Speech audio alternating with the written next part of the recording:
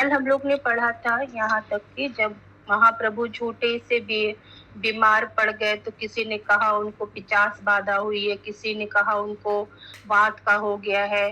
ये सब कल हम लोग ने पढ़ा। फिर वो एक जुलाहा के पास गए, उनसे कपड़ा मांगते हैं। फिर वो एक ग्वाला के पास गए तो उनसे दूध दही मांगते हैं। आज हम उसके आगे से पढ़ना स्टार्ट करेंगे। वास्तव में निमाई इस अवतार में पहले कभी उनके घर नहीं गया था। अपने पूर्व कृष्ण अवतार में उसने उन ग्वालों के घर भोजन किया था। इस प्रकार वे ग्वाले निमाई के हास प्रयास के पीछे पीछे छिपे सत्य को नहीं समझ सके। तब उन ग्वालों ने निमाई को दूध, घी, दही और मलाई की भेंट दी। निमाई उन ग्वालों से अत्यंत प्रसन्न थे और उन्हें आशीर्वाद देकर वहां से सीधे एक इत्र बनाने वाले के घर पहुंचे। इत्र बनाने वाले कारीगर ने अत्यंत आदर पूर्वक निमाई का सत्कार किया और उनके चरण कमलों की स्तुति की। निमाई ने कहा, अरे भाई, कुछ अच्छे इत्र तो दिखाओ। वह इत्र वाला तुरंत भीतर गया और अपने साथ सबसे सुगंधित इत्र ले आया। निमाई ने पूछा, क्या मूल्य है इसका? इत्र वाले ने कहा, तुम उसकी चिंता मत करो, जो इत्र अच्छा लगे ले लो। कुछ दिन उपयोग करने के बाद यदि तुम्हें भाए तो ही जो ठीक लगे सो दे देना। यह कहकर उसने निमाई के पूरे शरीर में इत्र लगाया और यह सेवा करके उसके मन में अवर्णनीय सुख की अनुभूति हुई। श्री विशंबर ने इत्र वाले को आशीर्वाद दिया और वहां से निकलकर वह एक माली के पास आ गए। अपने सम्मुख ऐसे मनमोहक व्यक्ति को देखकर वह माली विस्मित रह गया। उसने भगवान को प्रणाम किया और सम्मान एवं प्रेम पूर्वक बैठने के लिए आसन दिया। निमाई ने कहा, मुझे फूलों की एक सुंदर माला चाहिए, परंतु मेरे पास तुम्हें देने के लिए कोई पैसे नहीं है। निमाई के अलौकिक रूप को देखकर माली ने कहा, तुम्हें कुछ देने की आवश्यकता नहीं है। यह कहकर वह एक सुंदर माला लाया और निमाई के गले में पहना दी। निमाई अत्यंत प्रसन्न हो गए और अपने मित्रों एवं छात्रों के साथ हंसने लगे। उस माली को आशीर्वाद देकर निमाई एक पनवाड़ी के पास गया। पनवाड़ी को लगा मानो स्वयं कामदेव उसके घर अतिथि बनकर आ गए हैं। सासम्मान निमाई के पैर छूने के बाद उसने उन्हें बैठने के लिए आसन दिया और यह कहते हुए कि तुम्हारे आने से आज मेरी यह कुटिया पवित्र हो गई है। वह निमाई के कहे बिना उनके लिए पान बनाने लगा। निमाई ने कहा, तुम मुझसे पैसे लिए बिना ही पान दे रहे हो, ऐसा क्यों? निमाई ने उत्तर दिया। पनवाड़ी ने उत्तर ने क्यों अंदर से मेरे मन ने ऐसा करने के लिए कहा। श्री विशंबर उसके सीधे सरल उत्तर से प्रसन्न हो गए। तब पनवाड़ी ने कपूर आदि मसाले डालकर कुछ पान बनाए और जाते समय निमाई को भेंट दे दिए। बदले में उसे महाप्रभु की कृपा प्राप्त हुई। नवदीप मथुरा नगरी का प्रतिरूपी था। देव व्यवस्था से महाप्रभु के प्रकट होने से पहले ही नवदीप संपूर्ण ऐश्वर्य एवं समृद्धि से फलने फूलने लगा था और जिस प्रकार सदियों पूर्व श्री कृष्ण ने मथुरा का भ्रमण किया था, आज महाप्रभु नवदीप में भ्रमण करके उस लीला को दोहरा रहे थे। पनवाड़ी के घर से भगवान विशंबर एक शंख विक्रेता के पास पहुंचे। उस व्यापारी ने निमाई का आदर सत्कार किया और उसके चरण कमलों पर प्रणाम किया। निमाई ने निवेदन करते हुए कहा, भाई, मुझे एक बहुत सुंदर शंख चाहिए। निमाई के हाथों में एक सुंदर शंख देते हुए उस व्यापारी ने पुनः उन्हें प्रणाम किया। निमाई ने कहा, लेकिन इस समय मेरे पास तुम्हें देने के लिए कुछ नहीं है। व्यापारी ने उत्तर दिया, कोई बात नहीं पंडित, तुम यह शंख ले जाओ और पैसा बाद में दे देना, और यदि तुम कुछ नहीं दोगे तो भी कोई बात नहीं। शंख व्यापारी के स्नेहिल व्यवहार से प्रसन्न होकर महाप्रभु ने उसे आशीर्वाद दिया। इस प्रकार महाप्रभु नवदीप के अनेक घरों में गए और सब पर अपनी कृपा दृष्टि की। तत्पश्चात श्री गौर चंद्र एक ज्योतिषी के पास गए। निमाई के शरीर से स्फुटित तेज को देखकर वह ज्योतिष आश्चर्यचकित रह गया। उसने झुककर महाप्रभु को प्रणाम किया और उन्हें बैठने के लिए आसन दिया। निमाई ने कहा, पंडित जी, मैंने सुना है कि आप बहुत पहुंचे हुए ज्योतिषी हैं।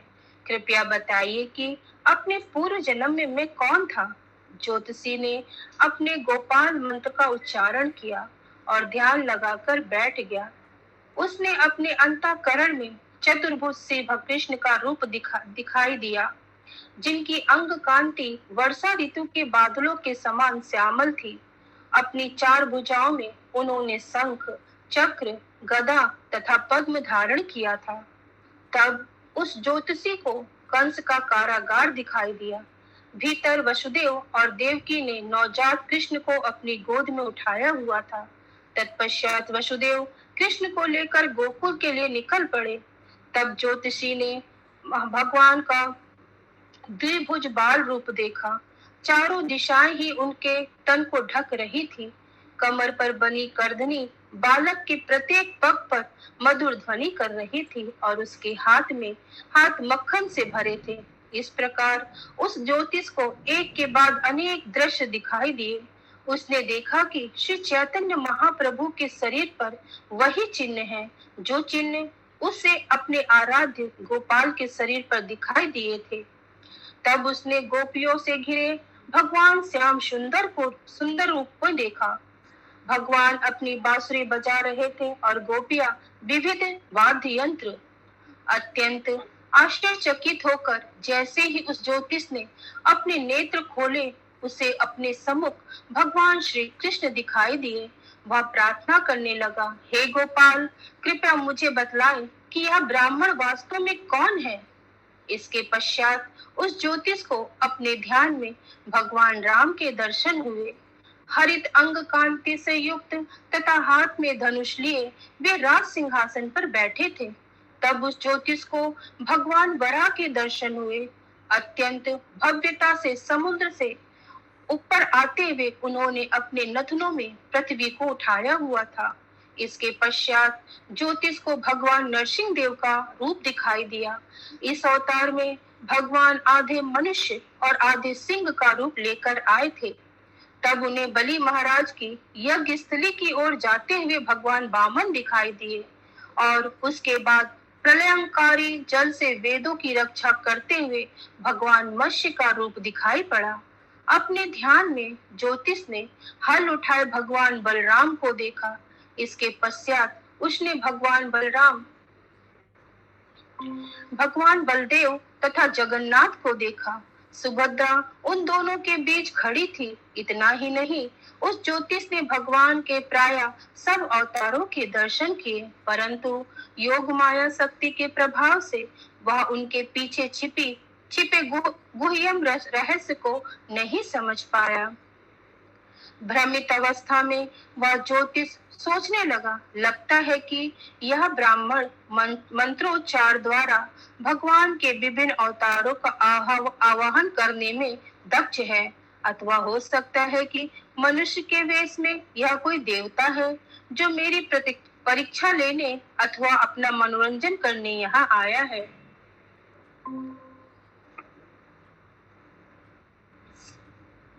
कुछ भी हो, यह महापुरुष अत्यंत तेजस्वी है और शायद हो सकता है कि यह कोई ज्योतिषी है जो मुझे कलंकित करने आया है। उसकी विचार श्रृंखला को तोड़ते हुए निमाई ने पूछा, पंडित जी, कृपया बताइए कि आपने क्या देखा? कौन था मैं अपने पूर्व जन्म में? परंतु ज्योतिष कहे तो क्या कहे, अभी तक वह भ्रमित वहां बैठा था। कृपया अभी तुम घर लौट जाओ और दोपहर में आना। अपने मंत्रों का अच्छी तरह जाप करके ही मैं तुम्हें सही बता पाऊंगा। ज्योतिष के ये वचन सुनकर निमाई ने उससे विदाई ली और फिर अपने एक प्रिय भक्त खोला बेचा श्रीधर के पास गए। निमाई श्रीधर के व्यवहार से अत्यंत प्रसन्न थे और उससे मिलने का कोई न कोई कारण ढूंढा करते थे। वे दोनों एक दूसरे से अपने मन की बातें कहते और हास प्रयास किया करते। इस प्रकार एक दूसरे के संग में वे घंटों बिता दिया करते। जैसे ही महाप्रभु श्रीधर से मिलने आते, श्रीधर उन्हें प्रणाम करके एक आसन देता। एक ओर जहां महाप्रभु नटखट और शरारती थे, तो वहीं दूसरी ओर श्रीधर शांत और सौम्य स्वभाव के थे। निमाई पंडित ने पूछा, श्रीधर, तुम हर समय भगवान के नामों का जाप करते रहते हो, फिर भी तुम इतने दरिद्र क्यों हो? तुम्हारे इतने सारे कष्टों का कारण क्या है? तुम तो लक्ष्मीपति भगवान नारायण की पूजा करते हो, लेकिन फिर भी तुम्हारे पास ना तो पहनने के लिए वस्त्र होते हैं और ना ही खाने के लिए पर्याप्त भोजन। ऐसा क्यों? श्रीधर ने उत्तर दिया, देखो, मैं भूखा नहीं रहता और तुम देख सकते हो कि मैंने कपड़े भी पहने हैं। हो सकता है ये कपड़े बहुत अच्छे ना हो, परंतु कम से कम मेरा तन ढका हुआ तो है। निमाई ने कहा, परंतु श्रीधर, देखो ये कपड़े कितने स्थान से फटे हुए हैं और मैं जानता हूँ कि तुम्हारे घर में चावल तक नहीं है। और जरा इन लोगों को देखो, ये सब चंडी की पूजा करते हैं और इनके घर में भोजन तथा वस्त्र का कोई अभाव नहीं है। तुमने सही कहा निमाई, श्रीधर ने उत्तर देते हुए कहा, परंतु सच कहूं तो सबका जीवन लगभग समान है, किसी का थोड़ा कम, किसी का थोड़ा अधिक। राजा वैभव ऐश्वर्य के बीच महलों में रहता है और नाना प्रकार पकवान खाता है, जबकि पक्षी पेड़ों पर रहते हैं और यहाँ तहाँ अपने से अपना दाना चुगते हैं, परंतु वास्तव में सबका जीवन प्राय समान है। भगवान की व्यवस्था से हम अपनी अपनी स्थिति के अनुसार अपने जीवन की आवश्यकताओं को जैसे तैसे पूरा कर लेते हैं। वास्तव में मैं अपने जीवन से पूरी तरह संतुष्ट हूँ। यह सुनकर निमाई ने कहा, मैं जानता हूँ कि तुमने अपने पास एक बहुत बड़ा खजाना छिपा रखा है और तुम छिपकर अच्छे अच्छे व्यंजन खाते हो। शीघ्र ही मैं यह रहस्य सबके सामने उजागर कर दूंगा। मैं भी देखूं कि तुम कब तक लोगों को धोखा देते रहोगे। श्रीधर ने उत्तर दिया, अरे ब्राह्मण, तुम चाहो तो चलकर मेरा घर देख लो, बिना बात मेरे साथ बहस मत करो। निमाई ने कहा, मैं तुम्हें इतनी आसानी से छोड़ने वाला नहीं हूँ। ठीक है, आज तुम मुझे क्या खिलाओगे? ये पत्तल और दोने बेचकर मैं थोड़ा बहुत ही कमाता हूँ, श्रीधर ने कहा। भला मैं तुम्हें क्या दे सकता हूँ? निमाई ने कहा, मैं अभी तुम्हारे छिपे खजाने को हाथ नहीं लगाऊंगा। यदि तुम पैसा दिए बिना मुझे कुछ केले के पत्ते और फूल दे दोगे तो मैं चुपचाप यहाँ से चला जाऊंगा। श्रीधर अपने मन में सोचने लगा, यह ब्राह्मण बहुत ही उद्दंड है। डर लगता है कि किसी दिन यह मेरी पिटाई न करने लगे, और यदि यह मुझे पीटने लगेगा तो भला मैं क्या कर पाऊंगा। प्रतिदिन आकर यह कुछ न कुछ मांगता रहता है, लेकिन मैं यदि इसे ऐसे ही दे दूंगा तो मेरी जीविका कैसे चलेगी। परंतु कुछ भी हो, मेरा मन इसके मोहक रूप से आकर्षित हुआ जाता है। संभव ही नहीं कि यह कोई साधारण मनुष्य है। छल से या बल से या जो कुछ लेना चाहता है इसे लेने दो। शायद यही मेरा परम सौभाग्य होगा, चाहे मैं कितना भी दरिद्र क्यों ना हो जाऊं। यह जो भी मांगेगा मैं इसे दे दूंगा। इस निष्कर्ष पर पहुंचकर श्रीधर ने कहा, अरे पंडित, तुम्हें कुछ पैसे देने की आवश्यकता नहीं है। तुम्हें जो भी पत्तल या दोने चाहिए वह ले लो। तुम्हें देखकर मुझे बहुत प्रसन्नता ही होगी। बस मेरे साथ लड़ाई मत करो। हाँ, तुमने कुछ सही बात की, निमाई ने उत्तर दिया, परंतु ध्यान रखना, मुझे ताजे केले के पत्ते और फूल ही देना। इस प्रकार निमाई प्रतिदिन श्रीधर द्वारा दिए गए पत्तल और दोनों में ही भोजन करते। निमाई की झोपड़ी की छत पर जब भी कोई कद्दू उगता तो निमाई उसे लाकर अपनी माँ को देते और सची माता उसे दूध में पकाकर उसकी खीर बनाती। एक दिन निमाई ने श्रीधर से पूछा, श्रीधर, मेरे बारे में तुम्हारा क्या विचार है? मेरे प्रश्न का उत्तर दे दो और मैं तुम्हें तंग किए बिना लौट जाऊंगा। श्रीधर ने उत्तर दिया, तुम भगवान विष्णु के अंश एक ब्राह्मण हो। नहीं, तुम मुझे नहीं जानते, निमाई ने बीच में ही टोकते हुए कहा। मैं तो एक ग्वाला हूँ, तुम्हारे लिए मैं एक ब्राह्मण हूँ, परंतु जहाँ तक मेरे प्रश्न है, मैं तो स्वयं को गाय चलाने वाला एक ग्वाला ही मानता हूँ। निमाई की बात सुनकर श्रीधर मुस्कुराने लगा। भगवान की अंतरंगा योग माया शक्ति के वशीभूत वह अपने स्वामी को पहचान नहीं पाया। निमाई ने कहा, श्रीधर, आज मैं तुम्हारे समक्ष सब सत्य उजागर कर दूंगा। यह गंगा नदी देख रहे हो, या मेरे ही चरणों से बहकर निकली है। निमाई पंडित, क्या तुम्हें इस प्रकार निमाई पंडित, क्या तुम्हें इस प्रकार गंगा देवी का अपमान करते हुए लज्जा नहीं आती? श्रीधर बोल उठा। जैसे जैसे लोग बड़े होते जाते हैं, वे अधिक गंभीर और शांत हो जाते हैं, परंतु एक तुम हो कि दिन प्रतिदिन तुम्हारी उछलता बढ़ती ही जाती है। इस प्रकार श्रीधर के साथ कुछ समय खेल करने के बाद निमाई घर लौट आया और अपने घर के मंदिर में भगवान विष्णु की पूजा की। उस शाम पूर्ण चंद्रमा के उदय होने से निमाई के हृदय में दिव्य भावना का मंथन होने लगा। उसका चित्त वृंदावन चंद्र श्री कृष्ण की स्मृतियों से अपल्लवित हो उठा। भाव विभोर होकर निमाई बांसुरी बजाने लगा, जिसकी मनमोहक ध्वनि शची माता के अतिरिक्त किसी अन्य को सुनाई नहीं दे रही थी। त्रिभुवन मोहन मुरारी को मुरली को सुनकर सची माता आनंद मग्न मूर्छित हो गई। कुछ क्षणों पश्चात उन्होंने अपने मन को स्थिर किया और पुनः मुरली की उस अपूर्व ध्वनि को सुनने लगी। मुरली की ध्वनि, मधुर ध्वनि उस स्थान से आ रही थी जहाँ श्री गौर सुंदर बैठे थे। सची माता अपने कमरे से बाहर आई और उन्होंने निमाई को मंदिर कक्ष में बैठे देखा।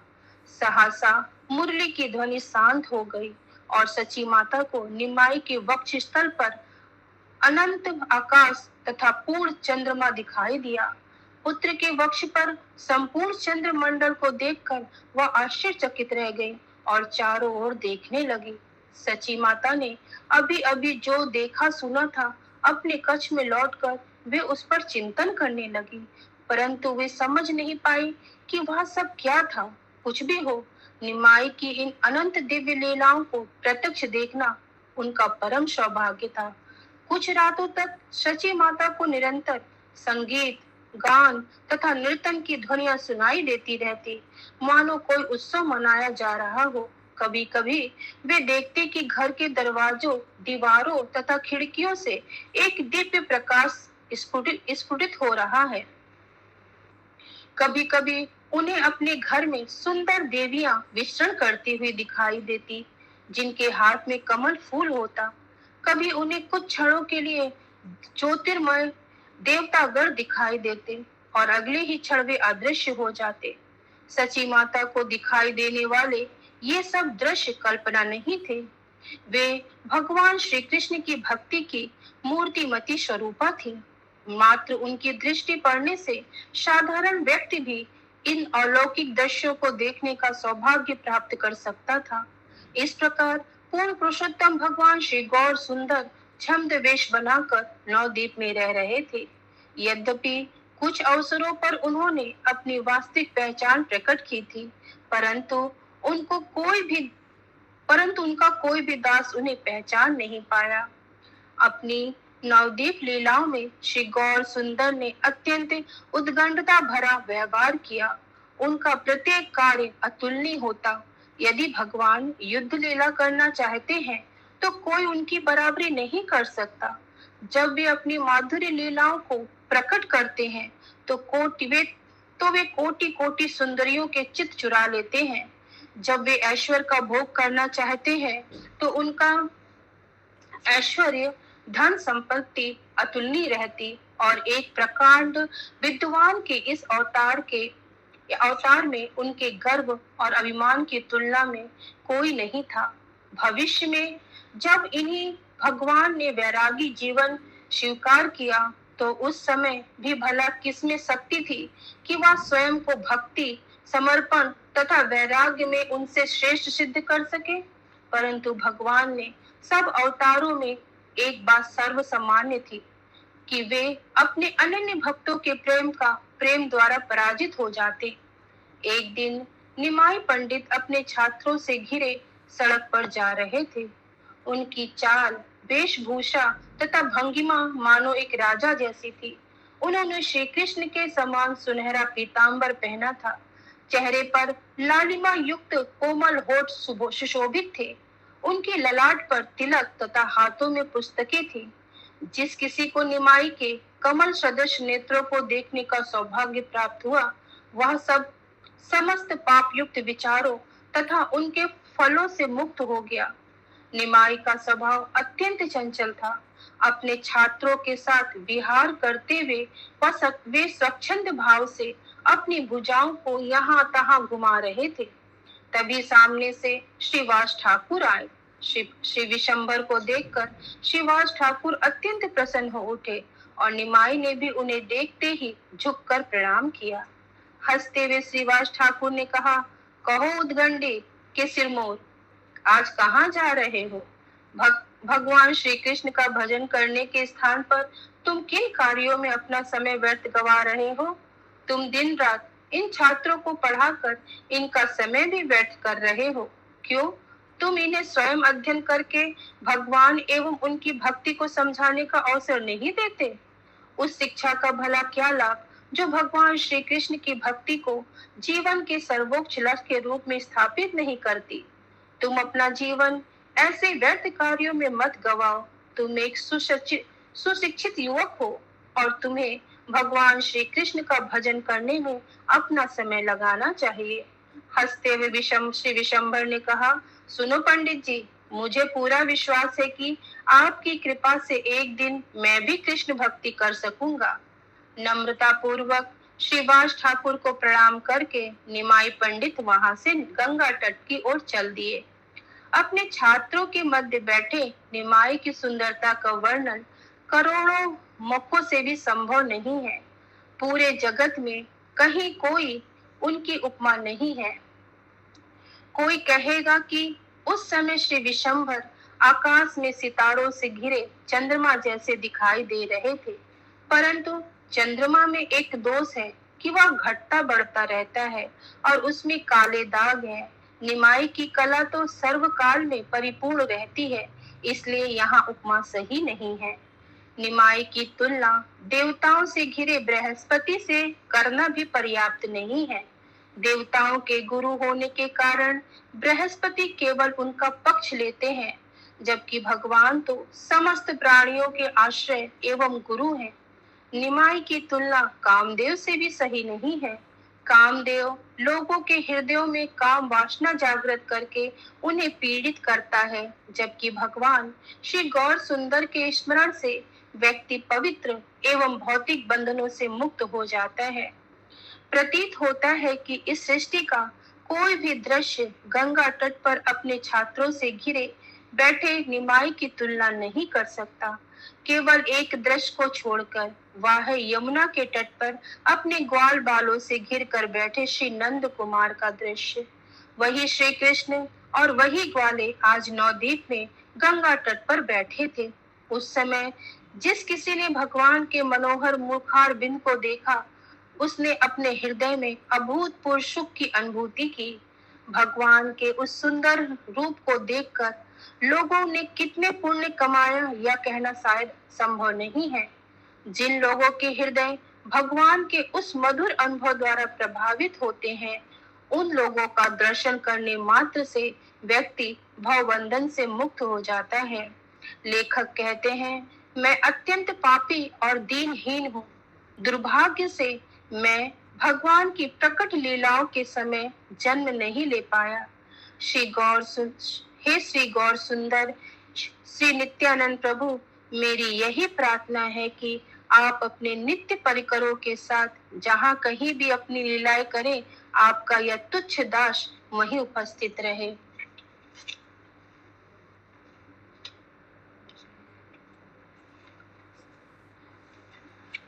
निमाई ने चेतावनी देते हुए कहा, जिस व्यक्ति में मेरे साथ तर्क करने का साहस है वह सामने आए, तभी मैं उसे विद्वान मानूंगा।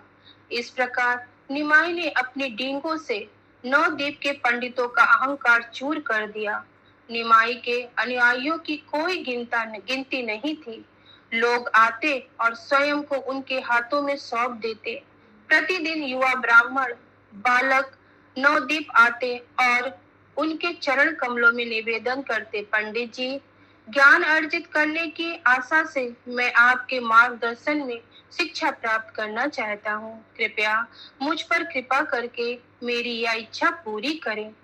निमाई पंडित मुस्कुराकर सबको स्वीकार कर लेते। इस प्रकार दिन प्रतिदिन उनके छात्रों की संख्या बढ़ती रहती थी। उन दिनों नवद्वीप को शिक्षा का गढ़ माना जाता था। जहां देखो शास्त्र की विभिन्न शाखाओं में दक्ष शिक्षक और विद्वान ही दिखाई पड़ते थे।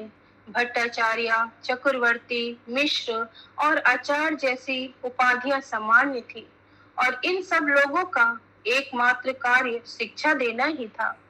वाद विवाद ही उनका खेल और मनोरंजन था तथा उसे जीतने के लिए वे कुछ भी करने को तैयार रहते। असहनशीलता और धैर्यहीनता उनका स्वभाव था। यहाँ तक कि किसी प्रतिष्ठित विद्वान द्वारा कही गई बात पर भी लोग तुरंत असहमत होकर उन्हें काट देते थे। उद्दंड विद्वान की भूमिका में यह निमाई पंडित की आदत थी कि वे अवसर मिलते ही दूसरे पंडितों की भर्त्सना करने लगते और सीधे उनके मुंह पर ही उनके तर्कों को खंड कर देते। महाप्रभु के तर्कों का सामना करके अपना तर्क स्थापित करने की क्षमता नवद्वीप के किसी पंडित में नहीं थी। महाप्रभु को देखते ही पंडितों के हृदय आकांकित हो जा उठते, मानो उन्हें साफ सूंघ गया हो, और यदि कोई संयोगवश ही सही प्रभु से एक बार बात करता तो उनका समर्पित दास बन जाता। महाप्रभु बचपन से ही अपनी बुद्धिमत्ता और विद्वत्ता का परिचय दिया था। अपने हृदय में प्रत्येक नवद्वीपवासी जानता था कि महाप्रभु को पराजित करना संभव नहीं है। उन्हें देखते ही लोगों के मन में आदर सम्मान की भावना उठती और उनकी उपस्थिति में सब विद्वान दबे दबे रहते।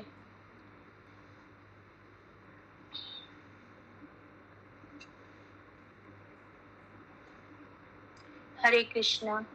नमो विष्णुपादाय कृष्णपृष्ठाय भूतले श्रीमते भक्ति वेदांत स्वामी इति नाम्ने नमस्ते सारस्वती देवे गौरवाणी प्रचारिणी निर्विशेष शून्यवादी पाश्चात्य देशतारिणी जगद्गुरु श्रील प्रभुपाद की जय। श्री चैतन्य भागवत की जय।